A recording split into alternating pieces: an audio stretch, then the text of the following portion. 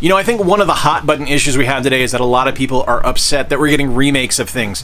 There's no new IP, there's no new ideas, and it's true, there are a lot of remakes being made today, but that's not necessarily a bad thing.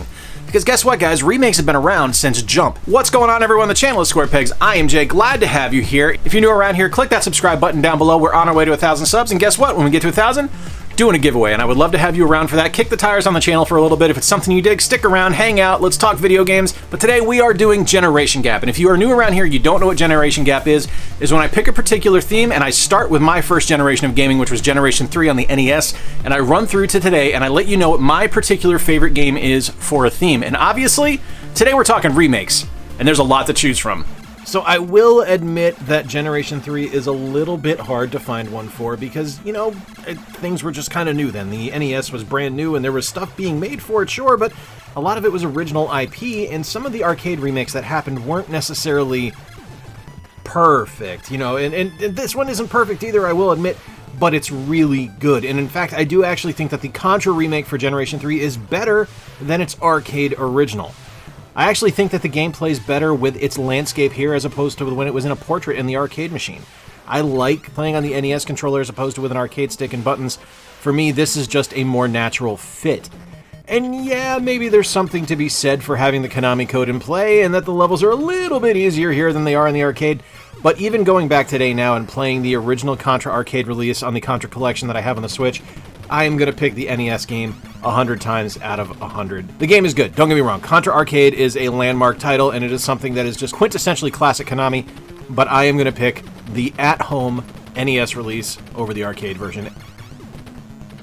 With Generation 4, we leave the comforts of Nintendo and we head immediately over to the Sega Genesis, and we are looking at Mega Man: The Wily Wars, a perfect remake and something that is absolutely wonderfully constructed by Capcom on the Sega Genesis. The game just looks fantastic in 16-bit. Capcom really pulled out all the stops here to make this game look this good, and the sound is improved as well. There's still the classic Mega Man 1, 2, and 3 music that you're used to, but it's punched up a little bit with the Genesis sound chip, and it just sounds so much better. Now, I hadn't played this originally until I got my Genesis Mini. That's what you're seeing this on here. And I absolutely fell in love with it when I first played it. It does take a little bit getting used to with the Genesis controller. It is a little bit different playing with 3 buttons as opposed to the 2 from the NES, but it still is a lot of fun and it still controls really well. But just from a visual perspective alone, the remake of these games to be included on one cartridge is a home run. I'm really excited for the collector's edition of Mega Man: The Wily Wars to come out. I can't wait for it to arrive just because it looks so cool. That's what's going to be in there, and I am really looking forward to playing this on original hardware. I found it really coincidental when I started making this video. I had already recorded the footage for Samurai Showdown 2 on the Neo Geo Pocket Color here for Generation 5, and John Hancock put out his video about failed consoles, and the Neo Geo Pocket was on there, and he talked about how much he loved Samurai Showdown 2. I was like, hey, all right, that works. We're going to have a little bit of synchronicity here. So let's just talk about this real quick. The Neo Geo Pocket Color is absolutely one of my all-time favorite consoles. It is a tremendously underrated and undervalued console in the history of gaming, and it really just shows what SNK was able to do with hardware, which is make something awesome and not know how to sell the damn thing. It's just so frustrating. I really wish that the Neo Geo Pocket Color had taken off. But anyway, Samurai Showdown 2 is a wonderful game. It is super simplified. It is a remake. Maybe not necessarily a remake of the original Samurai Showdown 2, but it's close enough that I'm going to count down on this one, and hey, it's my video, so I can do that if I want to. The gameplay is fantastic. It looks great on the Neo Geo Pocket Color screen. It controls wonderfully on the original hardware and in emulator, as you were seeing here. It's honestly, it's just such a fantastic game and something you should absolutely check out. Neo Geo Pocket Colors are getting harder and harder to come by, so if you are unable to track one down, I do suggest you emulate this because it is a truly wonderful experience and something you should check out, along with games like Card Fighter Clash, Fatal Fury, Baseball Stars. There's just, honestly, the entire library is great. You can't go wrong with a Neo Geo.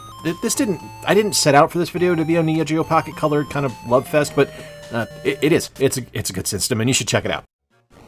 Generation 6 had so many unbelievable choices, but I kept coming back to my Game Boy Advance because it is one of my all-time favorite consoles, and honestly, the last one of these Generation Gap videos I didn't include anything from handhelds, and I wanted to represent a little bit here.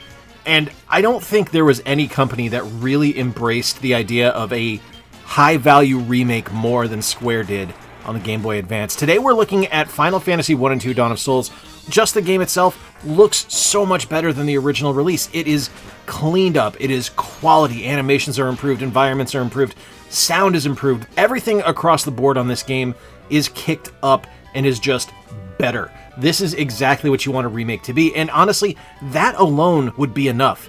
But no, they had to go and put the bestiary in for both Final Fantasy 1 and Final Fantasy 2. And what that is it gives you a list of every enemy that you have fought in the game, shows you their weaknesses, a bunch of their stats, plays the music that plays when you're fighting them. It's just perfect. This is one of the all-time best remakes I have ever played, bar none, on any console. And if I'm being honest, this is probably top of my list for favorite remake ever. Final Fantasy 1 and 2 Dawn of Souls injects quality into games that were a little bit stale on the NES and just makes them spectacular on the Game Boy Advance. When we come to Generation 7, we stop in on the Nintendo Wii, and I show you something from my Hidden Gems video a few weeks ago, and that is A Boy and His Blob, a remake of a classic NES game that was, I have to admit, probably not as good as I remember. This is something that I loved as a kid, and if I go back and play it today, I can freely admit that it's a little bit clunky. It's really, really difficult when it doesn't need to be, and overall, it's just not a terribly balanced game. It's a great idea masquerading as a good game, and it doesn't really quite get there. But this one, this gets there. And that's because of the TLC that WayForward put into the game. It is, first off, just visually stunning when you compare it to the first one. The sound quality is through the roof. The gameplay has been completely adjusted, completely balanced out, and made to be a lot more enjoyable than the original was. It doesn't feel like a punishment when you get to certain screens in this game. It's just something that you need to think through and work your way through. Levels are fun. The game looks great, it sounds great, and honestly, it's WayForward, you can't go wrong. A Boy and His Blob from Generation 7 is wonderful. It took me a really, really long time to play this game here for Generation 8, and that is Final Fantasy VII Remake. And how could I have a list of best remakes without having Final Fantasy VII Remake on here? And I want you to understand how hard it was for me to include this game, because honestly, I'm not a Final Fantasy VII fan. I think Cloud is a terrible protagonist. I don't really care for anyone outside of Yuffie and Cid. And Tifa. Tifa's great. But honestly, the characters in Final Fantasy VII and the gameplay in the original Final Fantasy VII just didn't do anything for me. So it took me a long time to actually pick this one up and play it. I've owned it for a bit, but I didn't really put any time into it. And now what you're seeing here is my honest first 15-20 minutes of playing this game, and I'm blown away by the quality. The combat is spectacular, the game looks good. Cloud can talk, which is really cool. He's still a dick, but he can talk. It's a good game, and it looks incredible. Now, there were some other ones in this generation that I was considering putting in here. Medieval, off the top of my head, was an opportunity. Pac-Man Championship Edition 2, and those are kind of honorable mentions here, but I think Final Fantasy VII, just for how ambitious a project it is, and how it kind of redeemed a game that I could not stand into something that I feel is playable, enjoyable, and honestly kind of wonderful, really hits the mark. This is a one-time gig.